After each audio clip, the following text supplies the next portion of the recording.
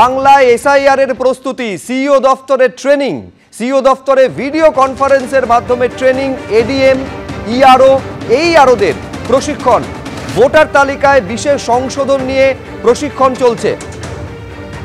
আরেকবার আপনাদের বলবো, বাংলায় এসআইআর এর প্রস্তুতি, সিইও দফতরে ট্রেনিং, এই ভিডিও কনফারেন্সের মাধ্যমে এডিএম, ইআরও, এইআরওদের প্রশিক্ষণ।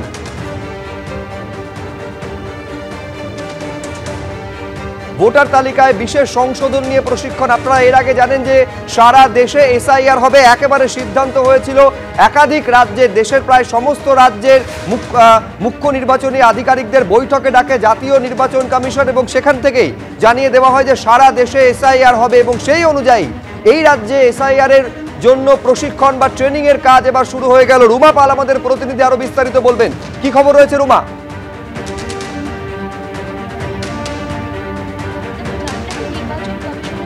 এখন আনুষ্ঠানিকভাবে এসআইআর ঘোষণা করার বাকি রয়েছে। তার আগে কিন্তু আজকে সিইও দপ্তর থেকে একেবারে ভিডিও কনফারেন্সের মাধ্যমে সমস্ত এডিএম, ইআরও, এইআরওদের সঙ্গে একদম ট্রেনিং চলছে, এসআইআর এর ট্রেনিং চলছে এবং পরবর্তীতে 3 ঘন্টার এটা ট্রেনিং চলছে এবং পরবর্তীতে ডিএমরাও এটা অংশগ্রহণ করবেন এবং সিও অংশগ্রহণ করবেন। জানিয়ে রাখি, এই ট্রেনিংয়ের পরে কিন্তু আবার 20 তারিখে বিএলওদের ট্রেনিং রয়েছে।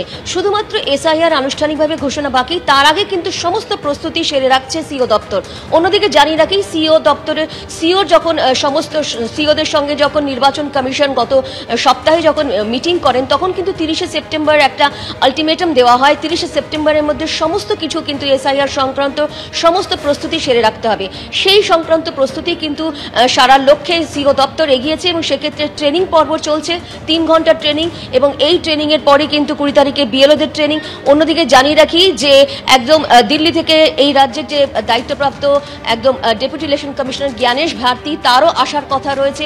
যদিও এখনো কবে আসবেন সেরকমটা কিন্তু সেই নিয়ে এই মুহূর্তে জানানো হয়নি, কিন্তু খুব শীঘ্রই তিনি আসবেন।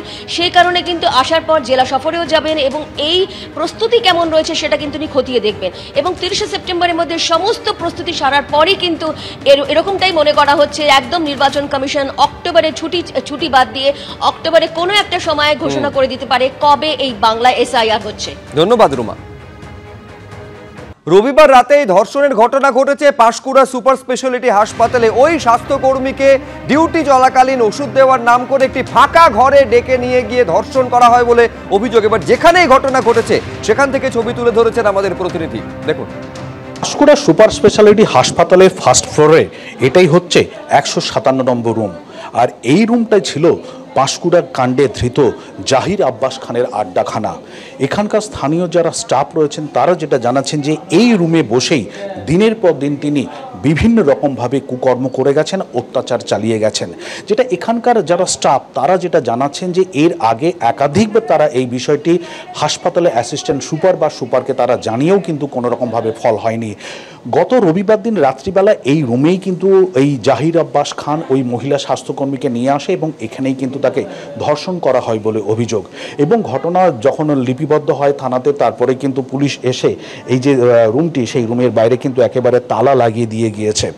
এবং এই ঘটনাতেই কিন্তু যেটা সামনে আসছে সেটা হচ্ছে যে দীর্ঘদিন ধরে এই রকম যে অভিযোগ সুপারের কাছে একাধিক স্টাফ তারা করছিলেন, সেই বিষয়ে কেন সুপার কোনো পদক্ষেপ গ্রহণ করেনি সেটাই কিন্তু একটা সবথেকে বড় প্রশ্ন। পাঁশকুড়া থেকে ক্যামেরায় বিশ্বজিৎ রঞ্জনের সঙ্গে বিটন চক্রবর্তী, এবিপি আনন্দ, পূর্ব মেদিনীপুর।